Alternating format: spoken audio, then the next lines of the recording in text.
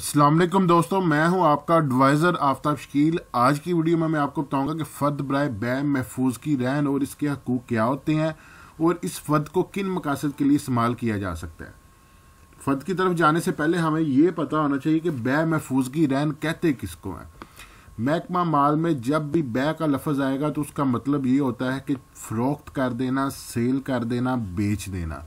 महफूजगी का मतलब ये होता है कि इसके अंदर जितने भी हकूक़ हैं, जितने भी चीज़ें हैं, उस समेत जो है वो इस चीज़ को जो है वो सेल कर देना। रहन क्या होता है? रहन ये होता है कि कोई बंदा है, उसके पास रकबा है, उसको पैसों की ज़रूरत है, तो वो किसी दूसरे बंदे के साथ डील करता है। वो कहता है जी मेरे पास इतना रकबा है, इस रकबे की जो मालियत है वो 10 लाख रुपये है मिसाल के तौर पर, तो मुझे जो है ना वो 7 लाख रुपए की ज़रूरत है। आप ऐसा करो, मुझे 7 लाख रुपए दे दो, तो आप ये मेरा रकबा अपने पास रख लो और इसको तब तक आप इस्तेमाल करते रहो, इससे फ़ायदा उठाते रहो, इससे फसल लेते रहो जब तक मैं आपके पैसे वापस नहीं कर देता।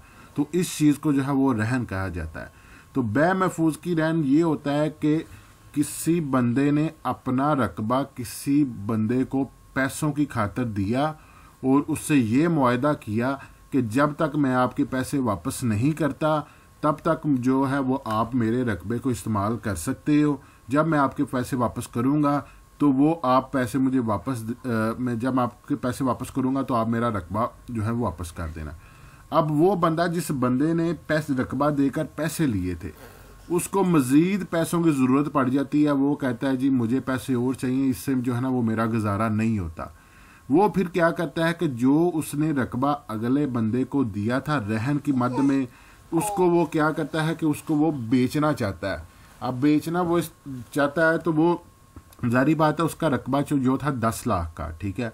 तो वो जिस बंदे को जो वो सेल कर रहा है तो उसको वो कहेगा कि मेरा ये रकबा है, ये 10 लाख रुपए का है, इसका 7 लाख रुपए जो है वो मैंने इसको रहन पे दिया हुआ है। तो आप ऐसा करो, आप मुझे, मैं ये रकबा आपको फ़रोख्त कर देता हूँ, आप मुझे 3 लाख रुपए दो, ठीक है। तो ये रकबा मैं आपके नाम पे शिफ्ट कर देता हूँ और जो 7 लाख रुपए हैं वो उस बंदे के मैंने देने हैं। आप उस बंदे को 7 लाख रुपए देकर उससे रहन जो है वो अपना वापस ले लेना। तो बै महफूज की रहन इस चीज़ को कहा जाता है कि जिस भी हालत में ज़मीन है उसको उसी हालत में जो है वो सेल कर देना और उसके हकूक़ भी अगले बंदे को ट्रांसफ़र कर देना। इसको बै महफूज की रहन कहा जाता है। इसको समझाने के लिए कि मैं छोटी सी सादा सी मिसाल लेता हूँ कि किसी बंदे ने एक मकान लिया, वो मकान लेकर उसने जो है वो किराए पे दे दिया। अब हर माह उस बंदे को जो है ना वो किराया आ रहा है। अब उस बंदे को जो है वो पैसों की ज़रूरत पड़ी तो उसने वो मकान जो है वो सेल करना शुरू कर दिया। अब जब वो मकान उसको जब वो बेचेगा तो जिस बंदे को वो बेचेगा उसको बताएगा जी ये मेरा मकान है, इसके अंदर मैंने किराएदार डाले हुए हैं, ये किराएदार महाना जो है मुझे इतना किराया देते हैं, तो ये मैं आपको मकान भी सेल करता हूँ और जो किराएदार मुझे किराया देते थे उनके हकूक़ भी मैं आपको जो है वो सेल करता हूँ। आज के बाद जब आपने मुझसे मकान ख़रीद लेना तो किराया भी आप ही उनसे लेंगे। तो इसको बै महफूज की रहन की फ़र्द कहा जाता है। तो इस मकसद के लिए जो है ना वो फ़र्द बराए बै महफूज की रहन लेकर तो फिर बंदा जो है ना वो महकमा माल में इसकी एंट्री करवा सकता है। अब बै महफूज की रहन की फ़र्द किस तरह की होती है, ये हमारे सामने फ़र्द खुली हुई है। सबसे पहले नंबर पर लिखा हुआ है जी महाल।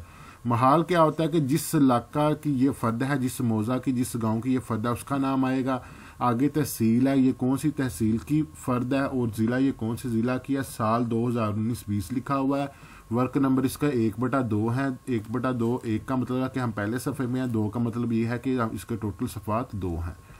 इस पर सबसे शुरू में लिखा है जी नंबर खेवड़ मालक। जिस खाते में, जिस खेवड़ में महकमा माल में ये बंदा मालक था, ये उसका खेवड़ नंबर लिखा हुआ है, खाता नंबर लिखा हुआ है। नंबर खतूनी काश्तकार क्या है कि महकमा माल ने जो है काश्तकारी के लिहाज से जो है वो नंबर अलाट किए हुए हैं लोगों को, तो उसको नंबर खतूनी काश्तकार कहा जाता है। इसके नंबर खतूनी काश्तकार 111 था 112 है। यहाँ पे जी बंदे का नाम लिखा हुआ है, उसकी वल्दियत, कौम, उसका आईडी कार्ड नंबर, नीचे पिक लगी हुई है और यहाँ पे लिखा हुआ जी नवीयत हकूक़, यानी उस बंदे के पास हकूक़ कौन से हैं जी, रहन के हकूक़ हैं उसके पास, वो अपने रहन के हकूक़ को जो है वो सेल कर रहा है। आगे क्या है जी, आगे उसके इस खाते में 18/88 हिस्से हैं, यानी टोटल खाता जो है वो 88 हिस्सों का है, जिसमें से 18 हिस्से इस बंदे के बनते हैं। उसके आगे क्या है जी, उसके आगे लिखा हुआ है जी 18 मरले लिखा हुआ है।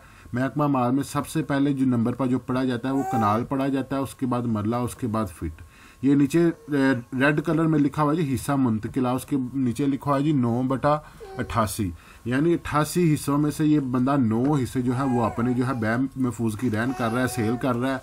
रकबा मुंतकिला में से यानी टोटल इसका रकबा 18 मरले था, जिसमें से ये 9 मरले जो है वो सेल कर रहा है। रकबा मुंतकिला रेड कलर में लिखा हुआ है और ये नीचे 9 मरले लिखा हुआ है, 9 मरले ये सेल कर रहा है। इसके टोटल किताब कितने हैं? किताब होते हैं, खसरा नंबर होते हैं जिसको किला नंबर भी कहते हैं। टोटल इसके खसरा नंबर जो है वो किताब जो है 1 है।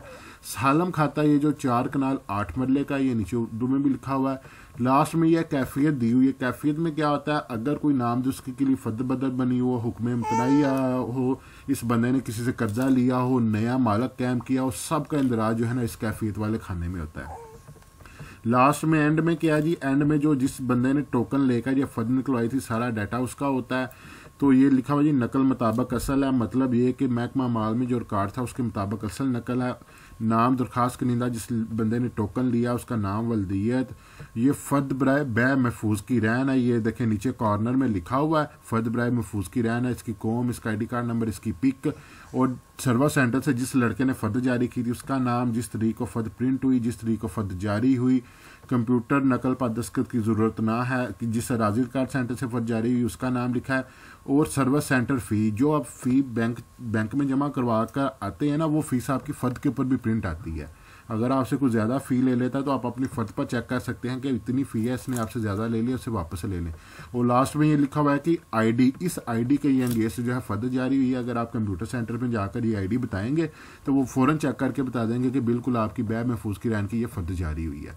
नेक्स्ट पेज पे क्या है जी? बाकी चीज़ें वही हैं। नीचे ये इसकी आ जाता है जी खेवर नंबर और ये इसका खसरा नंबर 87 है और इसका DC रेट लगा हुआ है। खसरा वैल्यूएशन रेट जो गवर्नमेंट का रेट है 18,48,000 है फ़ी एकड़। ऑफ रोड पे है ये आपका रकबा, ठीक है।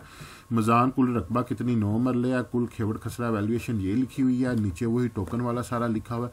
अगर आपको ज़मीनी मामलात में कोई भी मसला है तो आप नीचे कमेंट्स करें, हम इंशाल्लाह एक पूरी वीडियो बनाकर आपको गाइड करेंगे।